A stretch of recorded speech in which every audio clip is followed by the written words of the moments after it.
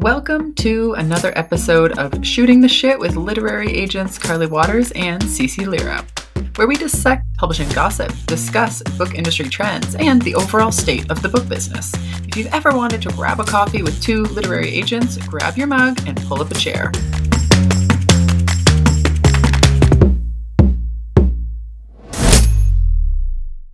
Hi, everybody. Happy October. It is fall in publishing. That means that we are overworked, underslept, maybe overcaffeinated, but definitely all sharing some bugs. Cece, I think you caught something on your way back from New York, didn't you?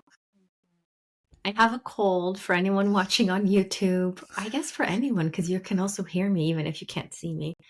I have a cold, which is very annoying. I am not a good sick person. Some people are good sick people. They know how to rest. I am not a good sick person. I'm a bad sick person. But it was well worth it because I'm pretty sure I caught it. So last Thursday, Wendy Sherman Associates had a party for its 25th anniversary. And it was a room with myself and my agent colleagues. So obviously Wendy, Cherise, Laura, Callie, the members of our team, like Oni, who's our intern, and Irene, who does our social media. And it was us in the room and like 100 editors. So it was the best because it's everything you want in a party, right? Just to be talking to people who buy books. You're like, hello, I'm Cece, in case they didn't know me already. I'm just talking about books all night long. And it was so much fun. It was magical and amazing. And it was so much fun that I barely took any pictures, which I know that's like my metric of like how much fun you had when I'm not paying attention to taking pictures and stuff. I'm sad now because I don't have pictures on my phone, but we do have pictures that a photographer took. So Laura's daughter is a great photographer and she was there to take pictures and it was awesome. But it did mean that I was around a lot of people and my immune system was just like, no, we're going to make you rest. And yeah, that's my situation. How about you? How are you doing? Are you sick too? Please tell me you're not sick too. I'm not sick. My kids, they're kind of the type of kids where they'll just like spike a fever for a day and then they're fine the next day. It's like their body's way of being like, gotta kill off some germs and then they're back to equilibrium. So knock on wood, I've only had one kid's homesick this fall and it was just for like 1 or 2 days. So we're doing pretty good over here. We're recording this during Frankfurt Book Fair week and we are not at Frankfurt. So it's kind of nice because then I get to like not feel overworked and overwhelmed. At lunch today, I taught a class. To the Muslim Literary Festival. We did a presentation on just like how book deals work, book deals beginning to end, That's which fun. was great. Yeah, I did it with an editor at Simon & Schuster Canada, Brittany Lavery, who was great, and she's been around, which I learned today. Both of us have been in the business since 2009. So anyway, we did a joint presentation today. I wrote down some notes because we obviously did the presentation together, but we always, off the cuff when you're presenting, right? You just kind of go on some tangents. And she said something very similar to what we always say, which I wanted to bring up, which is like, we always say publishing is a business. I don't know how many more times we can say it. It's just obviously something in our lexicon. But she said something really interesting. She says publishing is a retail business. And I think that's a really interesting distinction. Publishing is a retail business because, yes, we obviously talk about it as a business and it is a business, but she was even taking it further to, again, like how the consumption of the product happens, which is like it's a retail business. And obviously so much is done via e-commerce. But at the end of the day, we're obviously still trying to sell a lot of books in person and it is all retail, whether it's like e-tailer or retailer. So anyway, I just thought I'd bring that up because I thought that was a really interesting distinction and provide me with some good food for thought this afternoon. Yeah, it's especially true because although, I mean, maybe someone listening might be thinking to themselves, wait, but hold on, publishers, they sell to bookstores and, bookstores, like they're big accounts, right? But I mean, Carly, to your point, so much of it is direct to consumer, like on Amazon and stuff, but also like books are returnable. Bookstores, if they don't sell a book, they'll return it to the publisher. So at the end of the day, yeah, that's a really great way to put it. I'm going to borrow that. I'm going to start saying that too because it's true. We're in retail. Yeah. We are in the retail business. So that was a fun little adventure today. I've been working through lots of emails, working on client projects. I'm trying to get out about probably 2 more books out on sub this fall. I have like 2 or 3 option projects to get out this fall. I have like a book I'm waiting to hear back about acquisitions. So I have like a lot just like swimming around, still a lot of fall publishing work to do, which is great. And obviously I have a bunch of That's clients that delivered me exciting. manuscripts. So I'm like Yeah. still reading all that, prepping everything for sub. I'm going to LA in November for TV film meetings. So I started to organize those. And yeah, that's my current week in publishing. And with other things we have going on, we also have our excellent newsletter that comes out every Tuesday. I wanted to give you guys a heads up about what's coming out in tomorrow's newsletter. So in the newsletter, you're going to get the Books with Hooks critique. We also have an essay with Hannah Beer, author of I Make My Own Fun. Like many of us, Hannah fell in love with writing at an early age, but felt that it was too precarious of a career choice, so she chose something else. And then she found herself no longer writing at all. And her essay explores how she found her way back to the craft. Take her hand, let her guide you back. And as you read, if you are not having a good time, what are you doing it for? So check out that great essay. We also have a hilarious video from Rachel Lithgow, author of the memoir, My Year of Really Bad Dates. She focuses on the advice of write what you know and what it means to her, which is great. She also discusses her campaign to bring back words that are no longer common in the modern vernacular and why we need to fight back against AI, which you know is one of my passion projects. Gish Jen, author of Bad Bad Girl, joins us for our Q&A. Unlike Rachel, she doesn't believe in writing what you know, which seems to have really paid off for her, and she shares writing advice she swears by. She also shares the one thing that she regrets about her journey thus far, and we think it's going to resonate with a lot of you. It definitely did for us. And a reminder that this month marks our last beta reader matchup of the year. So don't miss out on the incredible opportunity to find your community. We know so many of you guys are still in touch with your beta reader matchup groups and continue to be friends, continue to critique, which is great. So we have some fun topics today to talk about. We are going to talk about publishing's ghosting problem. We're going to talk about what does it mean when sales are not good. We are going to talk about a lot of different things today. We have a good little list going. We had some good DMs kind of come into us. I've been collecting a few here and there. So I had one that said, "Hi there, Carly. Love your advice in the podcast. I wanted to ask anonymously something that other listeners might be wondering about. If an agented author gets ghosted by their agent after their manuscript dies on sub, what is the protocol for severing ties with the agent, and how and when should it come up in querying the next project? Do agents consider this a black mark for taking on new authors?" So I wanted to talk about a few things. I wanted to obviously talk about this DM that I got. I also want to talk about like the term ghosting, because I think that the term ghosting is used for a lot of different things. Like people use the term ghosting when they just mean like somebody's not getting back to them versus truly ghosting in terms of somebody like disappearing and blocking you. So anyway, that's on my mind. Cece, do you want to tackle the question first, or do you want to talk about ghosting first? I feel like the question, I mean, I know it's anonymous. I just want to hug this person who asked this, because agents not responding, agents disappearing is not okay. Like with clients, obviously, we're talking about with clients, right? Yeah. Like these people signed a contract, this agent signed a contract with this person. I can't even wrap my head around what that means. Like, Mm-hmm. and you know, to the author, what I would say is try to contact someone else at the agency. It's possible it's a solo situation. Some agencies are, in which case I don't think you have any recourse other than to write an email saying, you know, I'm terminating your contract as per clause X. I would really appreciate hearing from you, but if I don't, I will simply take that to mean that you have accepted this or whatever, like something like that. But I just think that there's a lot of talk about when it's okay to expect an answer from an agent and when it's not. And there is no doubt in my mind that if you are an agented author, your agent should respond to you. If your agent is not responding to you, that is not okay. And I'm so sorry this happened to you. Like that just sounds like a nightmare. I know. And it's hard on so many levels, right? Because obviously you're thinking, did my agent like get hurt? Are they ill? Is there some reason that they're incapacitated and they can't actually do their job? In which case you should know, ideally, other people at the agency, and you should have access to their email addresses so that you know, again, if something happens, who you can reach out to for that sort of thing. Or just, I don't know, it worries me if this is like, again, a sole proprietor who there's no assistant or nobody else to contact, and all of a sudden did this business go under? And that is one of the risks you take with a sole proprietor, whether it's, you know, the agent who's starting that business solo or you're an author working with somebody who is a one-person show. Like if you're working with somebody that's a one-person show, what happens if somebody gets sick or, you know, isn't able to fulfill their duties of their contract, right? So it's all the eggs in one basket. Yeah, there's lots of layers to this question. So the person also said, yeah, what's the protocol? I agree with Cece. Like, you put it in writing, you get it to Mhm. them, or however many other people you can contact at the agency. Also, ideally, you'd get a list of who it went on sub to, right? Like, you're kind of also owed Mhm. that Mhm. information. So trying to track down Yeah, somebody at the agency, I know it's uncomfortable at this point, but if you can track somebody but down to get you that try. sub Yeah. information, yeah, Yeah, totally try and try. also like send a registered letter. I would also send a registered letter in addition to an Yeah, email. Like I feel like overkill is best in these situations. If you're ever in a situation where you're like, well, can you yeah, prove to me that you yeah. communicated XYZ to this person? Yes. Here's my email, here's my registered letter, like here's all the things. I'm really sorry this happened to you. Like Yeah. to the person who hopefully is listening, like that. Yeah.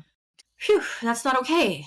Because worst case scenario, say this person went and found a new agent, and this new agent went on sub with this stuff, and then the old agent came back and said, Mhm. "You didn't terminate with me. I'm actually due some revenues from that manuscript that I worked on with you." Like, that's worst case scenario. I'm not saying that's happening. I'm just saying Mhm. my mind goes to like worst case scenario a little bit here. So Yeah. Cece's right. Like, do your due diligence, read Yeah. your agreement, know what you have to do, go above and beyond. I'm sorry this happened to you, and you have to be the person, to have to do this. But yeah, definitely take care of all this on your end. And then you said, how should this come up in querying the next project? The future agent's going to want to know, like, who was this project sub to, right? And is this a black Mhm. mark, for taking on new? No, I mean, Yeah. unfortunately, we know that No, a crappy stuff black mark happens in on this you. business. No, no, Yeah, this is not a yeah. black mark on you. Gosh, please never feel that way. It's not a black mark on you. It's a black mark Yeah. on whoever's dropping the ball. Yeah, you'll have Yeah. to explain the situation, but we're going to know that, like, again, sometimes crappy stuff happens in the business and this wasn't your Yeah. fault. But it will be very hard for an agent to sub like that project again. Again, if we don't know who it was subbed to and we don't have the information, that's the part that's Yeah. going to be hard for you. Yes, Yeah. So absolutely. I'm sorry. I'm sorry. That is a true ghosting. Because, okay, coming back to my original point is that people, how we use the term ghosting. This is an appropriate use of the term ghosting. So I've seen people use the term ghosting. Somebody said something about like an agent ghosted me on a manuscript they're reading. And I said, how long had they had it? And the person said a month. And I said, this person Yeah. did not ghost you. Like, Yeah. That's that's not ghosting. like, Yeah. that's not ghosting. So let's be careful about our use of the word ghosting because it is an accusation. So this person is using the term ghosting correctly. And obviously we're sorry that this happened to you. Yeah, for sure. Oh gosh. Like this is too much. Do we want to talk about the next DM? Yeah. Why don't you take this one? Okay, so this is also one that Carly got. Hi, Cece and Carly. Love today's episode. Well, I love all of them. I got a question. In your opinion, when an editor tells their client your book sales are not good, what does that mean? What sales numbers are they talking about? What is good sales for a debut author and their book was not the lead title? It didn't happen to me. It happened to my writer friend. I love how we get all these Hmm. like my friend and the friend of a Yes. friend or asking for a Yes. friend. Asking I'm for a always wondering like friend. how much of this is asking for a Yeah. friend versus asking for yourself? Because the person said like when an editor tells their client, because an editor wouldn't tell their client, it would be an agent tells the client, an editor would tell their author. So I could tell this was secondhand information. Some editors also just go to the author. Like I've seen it happen. It's not Yeah. common, but But the they do. fact that this person Yeah. said client, like if you know what I'm trying to Oh, say, good point. As they would opposed say to author. author. Yeah. Yeah. Yeah. Yeah. Yeah, Yeah. yeah, That's yeah, true. yeah. No, I know what you mean. So, I think there's a lot to unpack here, right? There's the unpacking of what makes quote unquote good sales, right? And so to me, it always comes back to expectations of what was the advance, how much was the print run. Those are two indicators of a book doing well, right? So generally within the industry, and this is hard in genres where there's more and digital sales versus print, but traditionally it's always been known again within the industry that once an author is halfway through earning out their advance, that the publisher is starting to make money.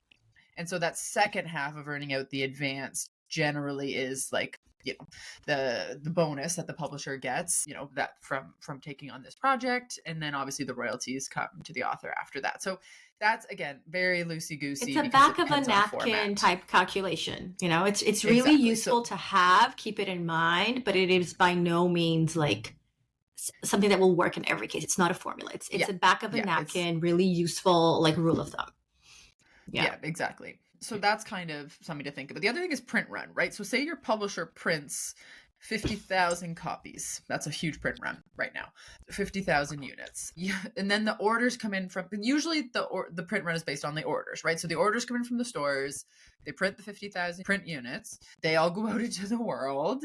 And then say the sales are like 5,000 within, I don't know, 6 months or something like that, right? Like also time frame has to come into this because we also need time for these books to sell. That would be something that would be a hard number to swallow, right? Because the publisher's thinking, we just printed 50,000. I'm just picking random numbers, right? But like, we printed 50,000, we sold 5. How are we going to sell the rest? How are we going to sell 45,000 units? Ideally they're out there in the store. But so that's really, really, really hard to come back from, because let's say that's hardcover. And then they'll say, okay, you'll want to know, why don't we do a paperback edition? And then the publisher will go, we can't do a paperback. We can't invest in a paperback edition because we're still clawing back these other copies, and no store is going to take paperback if they haven't sold through their hardcover. So there's a lot of like the economics that has to kind of come into this. And so everybody loves this idea of like a big deal and like a huge print run. And then you get into the math and you're like, how are we actually going to move this many copies? And you start to realize, how hard this is. So anyway, that's my 2 cents. Yeah, for sure. And you asked what sales numbers are they talking about? I struggled to understand what you meant by that. You, the person who's asking the question, obviously. I'm pretty sure they just mean the actual sales of copies, like sales of books. That's pretty straightforward. Yeah, units. One of the hardest things I think for an author to grapple with in the publishing industry is that they want to know, what is a good number of sales? What's a good deal? What are good sales? What's good? Like, what are the expectations? Publishers typically will not tell you, we expect to sell X titles in X months. They will give you indicators, like Harley mentioned, of print run, and you can know like your advance, and you can take a look at like what's being done on the publicity front, but you're not going to get a super objective answer. And part of being in this business is kind of accepting that, because you will be really frustrated if you expect publishers to tell you, this is 10% less than the copies we expected to sell this month. Like, it is not that granular. It's just not. Okay, so next question is about the AALA. What if an agent isn't a member of the AALA? And I'm going to cut in and just let everybody know that stands for the Association of American Literary Agents. This person says, why aren't they a member, and how can writers gauge their reputation aside from the yellow and red flags that have been mentioned on the show? This question also requires a bit of context and history as well, because the current state of the AALA is great. It's very welcoming, very accommodating. They have tons of incredible programming where if you feel like you're paying your dues in terms of your membership fees, you're getting a lot out of it. When I started agenting, the AALA was very exclusionary. The goal was to keep people out. The current AALA is to bring people in to, like, again, help educate and, just really try to be democratic with the information sharing and things like that. Back then, it was very exclusionary. It was like, we're not letting you in for all of these reasons. You have to jump through all of these hurdles. If there was also a clause in their canon of ethics, let's just say, that said you can't make money from anything else other than agenting. Like, agenting had to be your sole source of income. I've heard that. And so, yeah, I've heard that. And so I used to teach Writer's Digest workshops. And so because I taught Writer's Digest workshops, I was not eligible, or because I took an honorarium for doing a conference. So if you took an honorarium for a conference, or if you taught like webinars or courses, or again, you taught at a university or anything like that, you weren't eligible to join the AALA. So there is a history of exclusionary practice. Again, as I prefaced, I think the AALA is an incredible organization now. So it's changed a lot. And so if somebody isn't currently a member of the AALA, it could just be, again, that they remember the times where it was more exclusionary. They just never joined it in the past and they haven't since. Or it could be that they don't meet the criteria. I think there is still criteria that has to be met. So it could be one or the other. So you also said, how can writers gauge their reputation aside from the yellow and red flags? One of the things that you can do is check Publishers Marketplace. You can get a short-term subscription, usually around Thanksgiving and the Christmas holidays. There's like a little promo, but it's basically, I think it's like $30 a month now. I think they upped it by $5.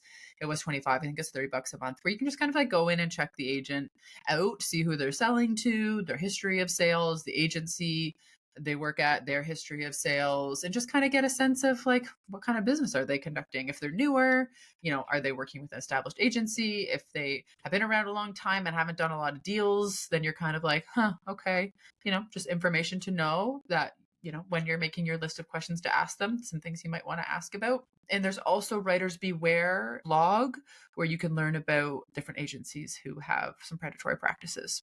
And yeah, Cece, anything else to add? I will say, as someone who is a member of the AALA, and I know you are too, Carly, their resources are amazing. And I know there are Mm. agents who listen to this. So I want to be clear. Yes, I'm a member, but like I don't get anything for saying this. I have no incentive to say this other than it's true. The library of resources they have is the coolest thing ever. I have listened to so many great presentations. There's one called Data and Publishing. It's like 4 parts. Yep. I cannot recommend joining enough. Like it is a great organization. It's so good. Like it's so useful. And, for writers who are thinking like, do I want my agent to be a member of the AALA? I think you can want that. Like, it's great. Like, I'm a member. It's awesome. But, before I was a member, I was also an awesome agent. It's a little bit more organic than that. I'm thinking of someone I know who she's not a member. She's, considering joining and is just working on her application. But, she works at an agency where everyone else at the agency is a member. She's just newer. So she hasn't, done it yet. And that's a green flag because, she's eligible. She's going to join. She just needs some time to do it. So I think, as with so many things in this industry, like using your critical thinking and really just doing the research and putting in those hours to get as much information as possible, and then knowing how to make an intelligent decision based on that information. Yeah, exactly. Yeah. It's not like this is good, this is bad, one side of the line. Yeah. You can also ask the agent and then listen to their answer and then see how that answer sits with you as well. Yeah. Okay, we had another DM about pitch contests from a literary agent. We love when our literary agent colleagues send us things to talk about and deep dive on and shoot the shit on. She wants to hear our thoughts on pitch contests and how we feel about editors' involvement. Is it a way for them to bypass agents?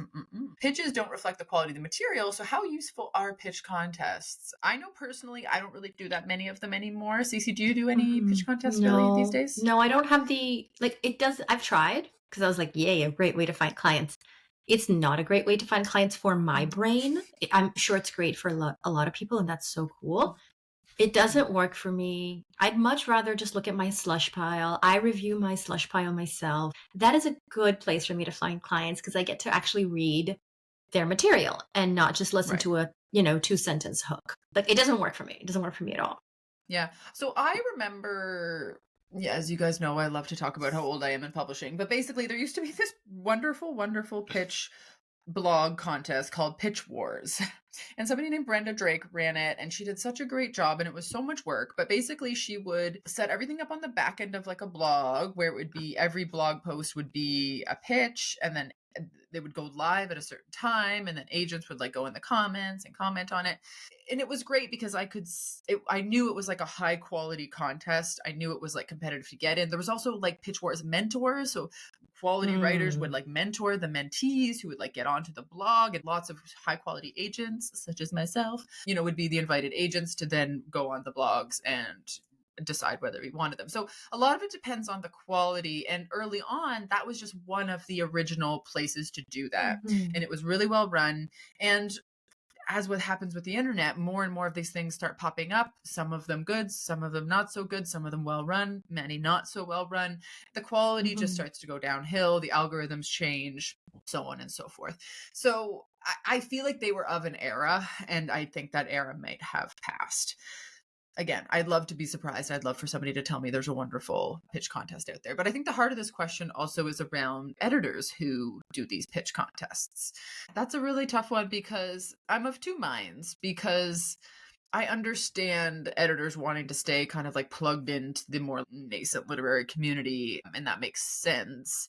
Is it a good use of editors' time? I don't think so at all, because they have so much to do, so many other things going on. They have all these agent subs.